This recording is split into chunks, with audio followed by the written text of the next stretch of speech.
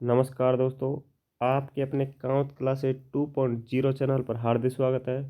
साथियों, आज हम आपके लिए चाइल्ड डेवलपमेंट एंड पेडागोजी के 30 महत्वपूर्ण प्रश्न लेकर आए हैं, जो साथियों आपके लिए रीट भर्ती परीक्षा 2025 में 27 फरवरी को जो पेपर है, उसके लिए एक महत्वपूर्ण क्लास है। साथियों, जो साथी हमारे साथ पहली बार जुड़ा है, उनको मैं बता दूं, हम रीट भर्ती 2025 की तैयारी करवा रहे हैं, जो साथियों प्रीवियस पेपर के माध्यम से करवा रहे हैं। माध्यमिक शिक्षा बोर्ड ने जितने भी अब तक प्री पेपर बनाए हैं रीट भर्ती परीक्षा के, उन सब का व्याख्यात्मक एनालिसिस हम करवा रहे हैं। साथियों, ये पेपर L1 और L2 दोनों के लिए साथियों महत्वपूर्ण है, क्योंकि बाल विकास एवं जो शिक्षा शास्त्र है, दोनों पार्टों में आपको देखने को मिलता है। तो जो साथी हमारे साथ पहली बार जुड़ा है, तो साथियों चैनल को ज्वाइन कर ले, चैनल को सब्सक्राइब कर ले और बेल आइकन को प्रेस कर ले, ताकि तब भी हम आपके लिए पेपर लेकर आएँ वो आप तक पहुंच जाए। तो साथियों, इसमें पहला जो प्रश्न पूछा गया था माध्यमिक शिक्षा बोर्ड द्वारा, वो था विकास का कौन सा आयाम नोम चॉम्स्की के सिद्धांत से प्रभावित हुआ? भाषा विकास, नैतिक विकास, सामवेगिक विकास या संज्ञानात्मक विकास? तो साथियों, इसका जो करेक्ट आंसर है वो है, पहले पे जो प्रश्न है उसका करेक्ट आंसर होगा भाषा विकास का सिद्धांत। साथियों, ए ऑप्शन चॉम्स्की कभी भी आपको देखने को मिलेगा तो उसका संबंध भाषा विकास से रहेगा। ए ऑप्शन इसका बिल्कुल करेक्ट आंसर होगा। बढ़ते हैं नेक्स्ट प्रश्न पर। नेक्स्ट जो प्रश्न पूछा गया था साथियों, वो है स्वभाव में व्यक्तिगत भिन्नताएं आधारभूत से रिक्त स्थान होती है। अधिगमित, जन्मजात, अधिग्रहित या सांस्कृतिक? तो साथियों, इसमें जो करेक्ट आंसर आपको बताना है वो है जन्मजात। क्या होती हैं? जो व्यक्तिगत भिन्नताएं आधारभूत रूप से क्या होती हैं साथियों?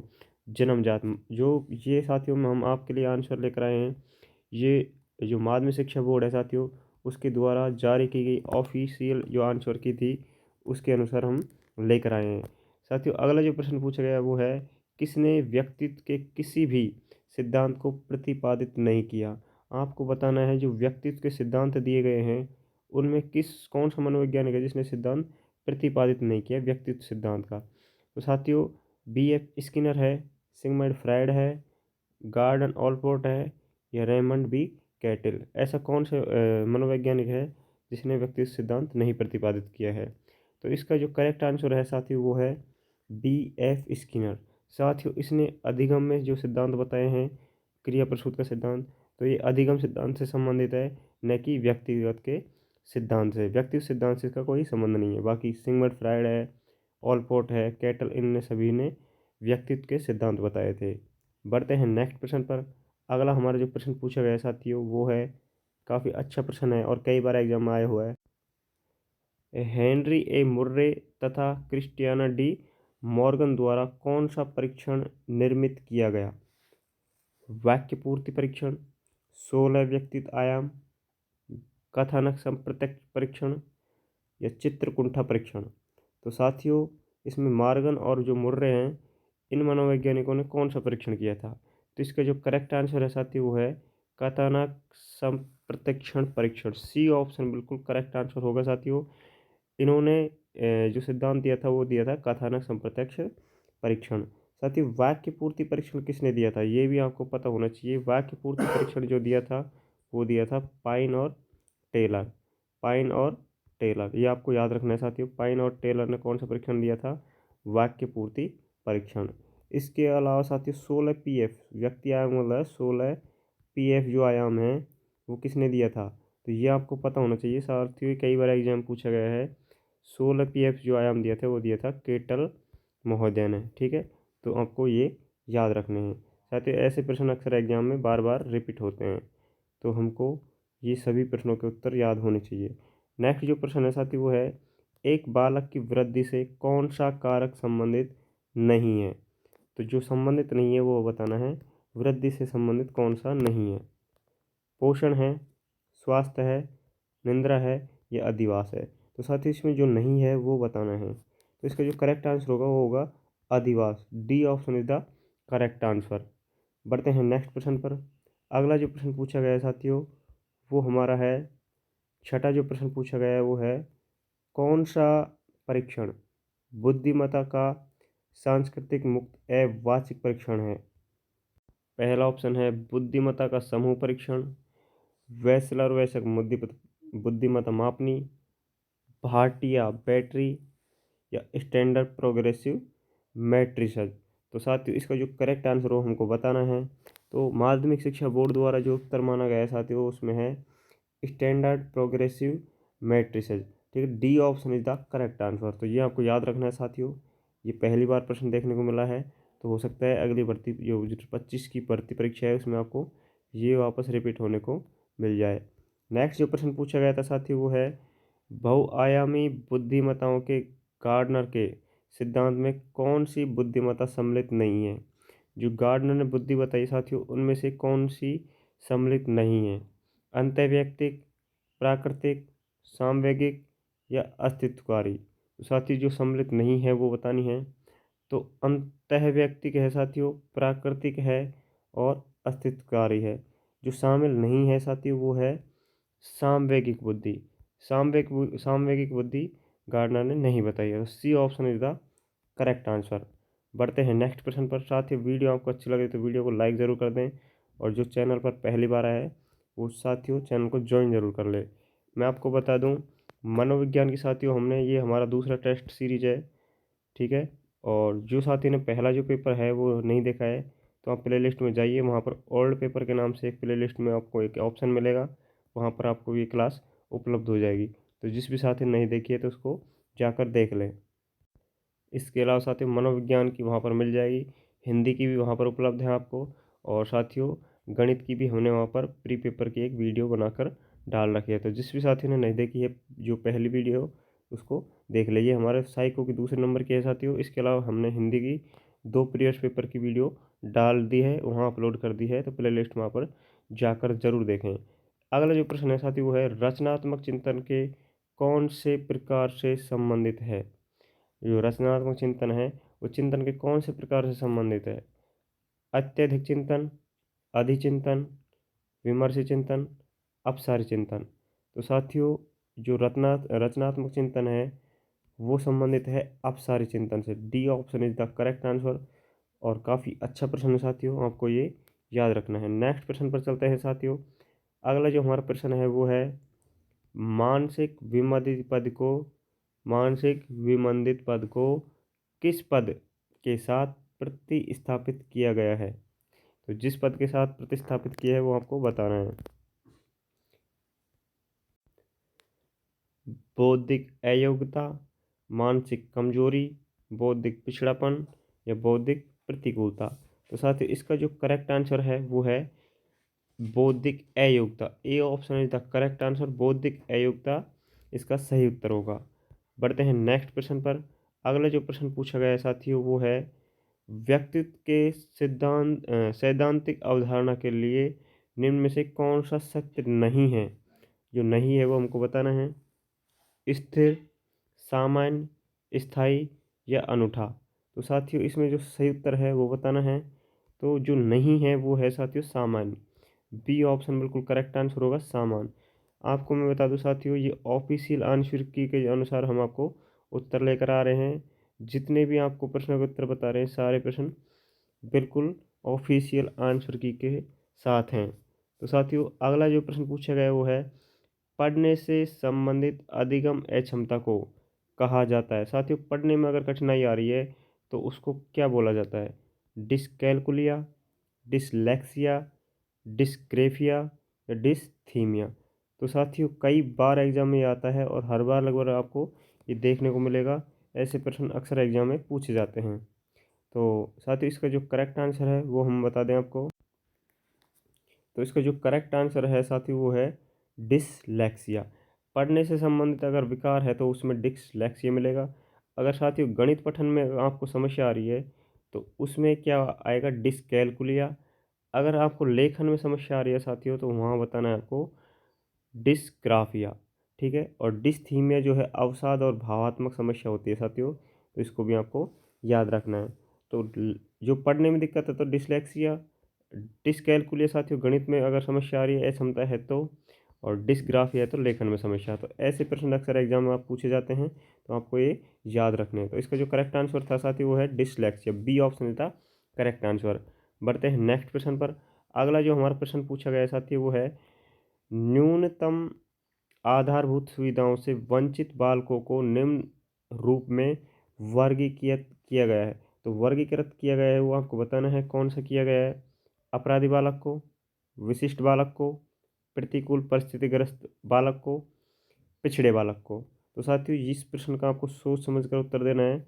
ये न्यूनतम आधारभूत सुविधाओं पर आधारित है।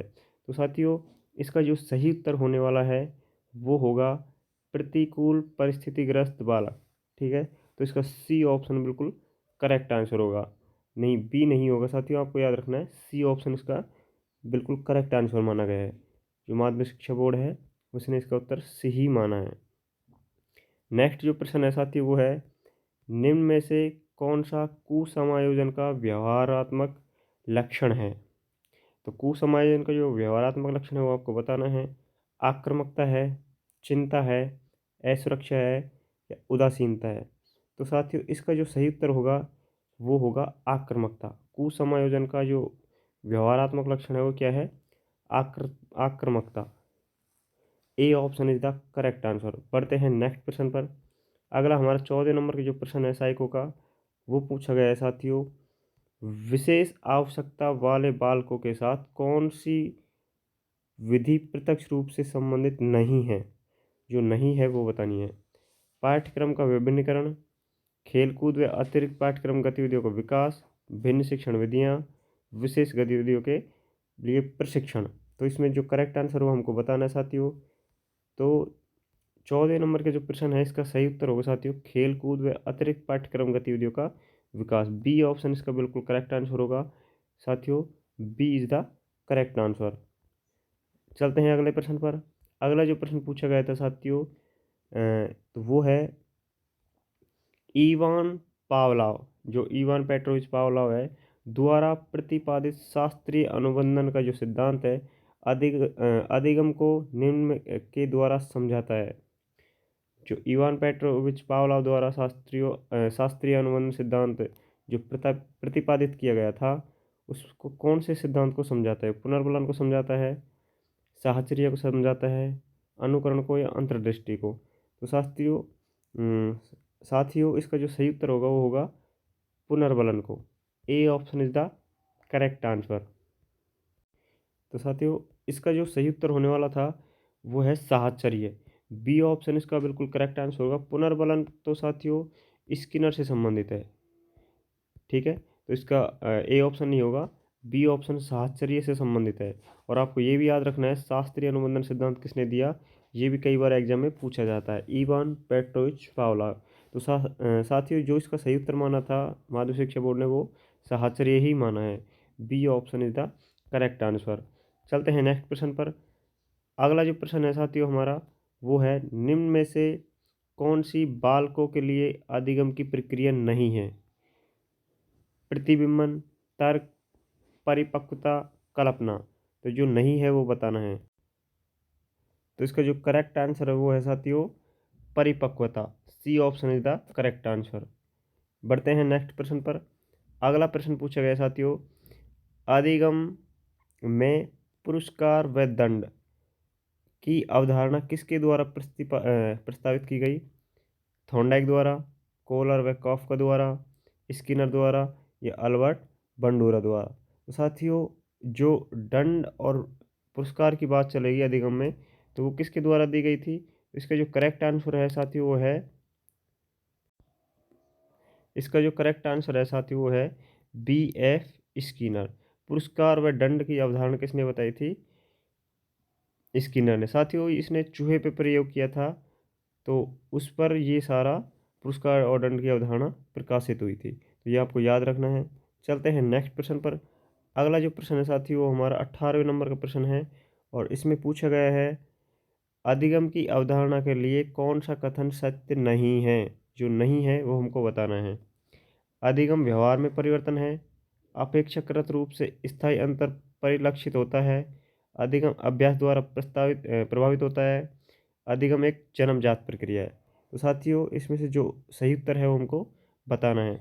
जो नहीं है वो है अधिगम एक जन्मजात प्रक्रिया है। ये कथन असत्य है साथियों, क्योंकि ये जन्मजात नहीं होती। ये क्या होती है साथियों, अधिगम जो होती है अर्जित होती है। तो इसका डी ऑप्शन बिल्कुल करेक्ट आंसर होगा।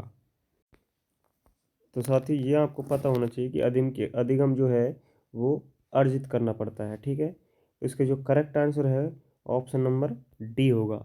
चलते हैं नेक्स्ट प्रश्न पर। अगला जो प्रश्न है साथियों वो पूछा गया है, शिक्षा में अवधारणा मानचित्रण किसके द्वारा सुझावित किया गया? कॉर्ड जुंग के द्वारा, मार्टिन सेलिगमेन द्वारा, चॉमस्की के द्वारा, या जोसेफ डी नोवाक द्वारा। तो साथियों इसका जो करेक्ट आंसर है वो है जोसेफ डी नोवाक। ये साथियों कई बार एग्जाम में पूछा गया प्रश्न है, आपको इसको याद रखना है। जो मानचित्रण की अवधारणा दी है वो नोवाक ने दी है। और साथ ही चॉमस्की ने कौन सा दिया था, वो पहले ही प्रश्न पूछा गया था, ये आपको याद होना चाहिए। भाषा विकास का जो सिद्धांत है, भाषा विकास, ये किसने बताया था साथियों? चॉमस्की ने बताया था। और मानचित्रण की जो अवधारणा है शिक्षा में वो नोवाक ने बताई थी। तो दोनों प्रश्न महत्वपूर्ण है, कई बार एग्जाम में रिपीट हुए, तो ये आपको साथियों याद रखना है। चलते हैं नेक्स्ट प्रश्न पर। अगला जो हमारा प्रश्न है साथियों वो है, शिक्षण का कौन सा प्रकार शिक्षण के उद्देश्यों पर आधारित नहीं है? जो नहीं है वो बताना है। संज्ञानात्मक शिक्षण, वर्णात्मक शिक्षण, भावात्मक शिक्षण, मनोगत्यात्मक शिक्षण। तो साथियों इसका जो करेक्ट आंसर है वो है बी ऑप्शन, वर्णात्मक शिक्षण। B option is the correct answer, क्योंकि साथियों जो शिक्षण की त्रिध्रुवीय है, तीन उद्देश्य हैं अगर देखा जाए तो, संज्ञानात्मक, भावात्मक और मनोगत्यात्मक, जिसको क्रियात्मक रूप भी कहते हैं। तो इसका जो करेक्ट आंसर है वो है बी ऑप्शन, बिल्कुल करेक्ट आंसर होगा। बढ़ते हैं नेक्स्ट प्रश्न पर। साथियों अगला जो प्रश्न पूछा गया है वो है, नैसर्गिकता से विचारों की सूची के एकत्रण के द्वारा विशिष्ट समस्या के समाधान की समूह रचनात्मक विधि को कहा जाता है। तो साथियों क्या कहा जाता है ये आपको बताना है। मस्तिष्क विकल्प युक्ति, स्वामित्व अधिगम युक्ति, समस्या समाधान युक्ति, अन्वेषण युक्ति। तो इसका जो करेक्ट आंसर है वो हमको बताना है। साथियों इसका जो करेक्ट आंसर है वो है मस्तिष्क विकल्प युक्ति। ए ऑप्शन इसका बिल्कुल करेक्ट आंसर होगा। चलते हैं नेक्स्ट प्रश्न पर। अगला साथियों जो प्रश्न पूछा गया है वो है, कक्षा अधिगम में अभिप्रेरण की भूमिका किस प्रक्रिया से प्रत्यक्ष रूप से संबंधित नहीं है? प्रकृति एवं परिणाम का ज्ञान, अंतर्वैयक्तिक समायोजन, प्रशंसा तथा आलोचना, आकांक्षा स्तर। तो इसका करेक्ट आंसर है जो हमको बताना है साथियों, तो कक्षा स्तर पर जो अभिप्रेरण की भूमिका की बात करें जिससे संबंधित नहीं है प्रत्यक्ष रूप से, वो है अंतर्वैयक्तिक समायोजन। बी ऑप्शन इसका बिल्कुल करेक्ट आंसर होगा। ध्यान रखना साथियों, अच्छा प्रश्न है। बढ़ते हैं नेक्स्ट प्रश्न पर। अगला जो प्रश्न पूछा गया है वो है एनसीएफ 2005 से संबंधित साथियों। और प्रश्न है, राष्ट्रीय पाठचर्या रूपरेखा 2005 का मुख्य दर्शन क्या है? ये प्रश्न तो कई बार साथियों रिपीट हुआ है, तो आपको ये याद रखना है, अगली बार भी ये पूछा जा सकता है। इसका सही उत्तर जो है वो बताना है। व्यावसायिक कुशलताएं सीखना, बिना बोझ के सीखना, सह शैक्षणिक गतिविधियों को सीखना, सतत एवं व्यापक मूल्यांकन। तो इसका जो करेक्ट आंसर है साथियों वो है बिना बोझ के सीखना। B option is the correct answer. और एनसीएफ 2005 में ये अक्सर प्रश्न बार बार रिपीट होता है साथियों, तो ये आपको याद रखना है। बढ़ते हैं नेक्स्ट प्रश्न पर। अगला हमारा जो प्रश्न पूछा गया है साथियों 24 नंबर का, वो है आरटी अधिनियम 2009 से संबंधित। इससे भी संबंधित एक प्रश्न हर बार एग्जाम में आता है साथियों। तो शिक्षा का अधिकार अधिनियम 2009 के लिए कौन सा कथन सत्य नहीं है? जो सत्य नहीं है वो हमको बताना है। 6 से 14 वर्ष के प्रत्येक बालक के लिए निःशुल्क शिक्षा अनिवार्य है। विद्यालय प्रबंध समिति तक इसका प्रावधान है। जो विद्यालय प्रबंध समिति है, जिसको हम क्या बोलते हैं साथियों, एसएमसी, तो उसका इसका प्रावधान माना गया है। प्राथमिक शिक्षा के लिए राष्ट्रीय आयोग का गठन, और अध्यापक के लिए प्रति सप्ताह न्यूनतम 60 घंटों का कार्य। तो जो सत्य नहीं है, गलत कथन साथियों इसमें चूज करना है। तो इसका जो करेक्ट आंसर है वो है डी ऑप्शन, बिल्कुल करेक्ट आंसर होगा। क्योंकि अध्यापक के लिए प्रति सप्ताह न्यूनतम जो घंटे होते हैं 60 नहीं होते साथियों, वो होते हैं 45 शिक्षण घंटे, ठीक है। 45 घंटे प्रति सप्ताह होते हैं। बाकी 6 से 14 वर्ष के लिए निःशुल्क शिक्षा का प्रावधान है। विद्यालय प्रबंधन समिति का प्रावधान इसमें माना गया है, और इसमें राष्ट्रीय आयोग का गठन भी हुआ है। तो डी ऑप्शन इसका बिल्कुल करेक्ट आंसर होगा। चलते हैं नेक्स्ट प्रश्न पर। अगला जो प्रश्न पूछा गया है साथियों वो है 25वें नंबर का हमारा प्रश्न है साथियों। शिक्षा में क्रियात्मक अनुसंधान के विकास में किसने योगदान नहीं दिया? जिसने नहीं दिया वो हमको बताना है। Kurt Lewin, B R Buckingham, Stephen M Covey और स्टीफन एम कोरे। तो साथियों इसका जो करेक्ट आंसर हो हमको बताना है। तो क्रियात्मक अनुसंधान में साथियों कर्ट लेविन का संबंध है, बकिंगम का है, स्टीफन एम कोरे का, लेकिन साथियों स्टीफन एम कोवे इसमें नहीं है। तो इसका करेक्ट आंसर होगा C option is the correct answer. चलते हैं नेक्स्ट क्वेश्चन पर साथियों। वीडियो आपको अच्छी लगे तो वीडियो को लाइक ज़रूर कर लें, और जो साथी हमारे साथ पहली बार जुड़ा है वो चैनल को ज्वाइन जरूर कर ले, क्योंकि साथियों आपके लिए प्रीवियस पेपर यहाँ पर रोजाना देखने को मिलेंगे। अगला जो प्रश्न पूछा गया वो है शिक्षा मनोविज्ञान में किस स्तर के मापन का न्यूनतम प्रयोग किया जाता है? क्रम सूचक मापनी, नामिक मापनी, आनुपातिक मापनी, समान अंतराल मापनी। साथियों ये प्रश्न भी अक्सर एग्जाम में पूछा जाता है। तो इसमें सबसे जो कम प्रयोग होता है वो है आनुपातिक। सी ऑप्शन इसका बिल्कुल करेक्ट आंसर होगा। अगर सबसे अधिक की बात आती साथियों नामिक, ठीक है, अगर यहाँ अधिक होता तो इसमें कौन सा उत्तर होता? बी ऑप्शन बिल्कुल करेक्ट होता, लेकिन यहाँ पर सबसे न्यूनतम पूछा गया है। C option is the correct answer. बढ़ते हैं अगले प्रश्न पर। अगला साथियों जो प्रश्न हमारा है वो पूछा गया है निम्नलिखित में से जो निम्न मनोवैज्ञानिक में से कौन बाल विकास के सिद्धांत से संबंधित नहीं है? ऐसा कौन सा मनोवैज्ञानिक है जो बाल विकास से संबंधित नहीं है? तो ऐसे प्रश्न साथियों कई बार रिपीट होते हैं, तो हमको प्रत्येक टॉपिक का प्रत्येक मनोवैज्ञानिक याद होना चाहिए, तभी ऐसे प्रश्न को हम हल कर सकते हैं। तो जीन पियाजे इससे संबंधित नहीं है, अब्राहम मास्लो नहीं है, अल्बर्ट बंडूरा नहीं है, लेव वाइगोत्स्की नहीं है। तो साथियों जो संबंधित नहीं है वो हमको बताना है। तो अल्बर्ट जो बंडूरा है साथियों ये बाल विकास से संबंधित नहीं है। किससे? बाल विकास के जो सिद्धांत है उससे संबंधित नहीं है। ये साथियों अधिगम से संबंधित है। क्या है? अधिगम से संबंधित है। तो ये आपको याद होना चाहिए। बढ़ते हैं नेक्स्ट प्रश्न पर। अगला जो प्रश्न पूछा गया है साथियों वो है आनुवांशिकता की भूमिका। आनुवांशिकता की भूमिका के अध्ययन के लिए कौन सी विधि वैध नहीं है? जो विधि वैध नहीं है वो हमको बतानी है। तो इसको करेक्ट जो आंसर है साथियों वो है दत्तक ग्रहण अध्ययन। ठीक है, सी ऑप्शन इसका बिल्कुल करेक्ट आंसर होगा। चलते हैं नेक्स्ट प्रश्न पर। अगला प्रश्न पूछा गया साथियों एक व्यक्ति की दिखाई देने वाली दैहिक और मनोवैज्ञानिक विशेषताओं को रिक्त स्थान के रूप में परिभाषित किया जाता है। तो इसका जो करेक्ट आंसर है वो हमको बताना है। Prototype, कार्योटाइप, phenotype, genotype. तो साथियों इसका जो सही उत्तर है वो होगा फिनोटाइप। सी ऑप्शन बिल्कुल करेक्ट आंसर होगा। ये प्रश्न भी पहली बार देखने को मिला है, तो इसको याद कर लीजिए साथियों, अगला हो सकता है अगले पेपर हमको देखने को मिल जाए। नेक्स्ट प्रश्न है साथियों जो हमारा 30वां अंतिम प्रश्न के रूप में है वो है किस परिप्रेक्ष्य के अनुसार किस परिप्रेक्ष्य के अनुसार बाल विकास शरीर के अंदर एक विशिष्ट तथा पूर्व व्यवस्थित प्रणाली को दर्शाता है? वातावरणीय, सामाजिक, जैविक, मनोवैज्ञानिक। तो साथियों इसका जो सही उत्तर है वो हमको बताना है। इसका करेक्ट उत्तर होगा साथियों जैविक। सी ऑप्शन बिल्कुल करेक्ट आंसर। तो साथियों ये 30 प्रश्न हमारे कंप्लीट हुए मनोविज्ञान के। ठीक है, तो आपको ये प्रश्न कैसे लगे कमेंट करके ज़रूर बताएं साथियों। और जो साथी हमारे साथ पहली बार जुड़ा है तो प्री पेपरों के लिए हमारे साथ जुड़ना चाहता है तो साथियों चैनल को ज्वाइन करना ना भूलें, और कमेंट करके ज़रूर बताएं आपको क्लास कैसी लगी। मिलते हैं नेक्स्ट वीडियो में। धन्यवाद।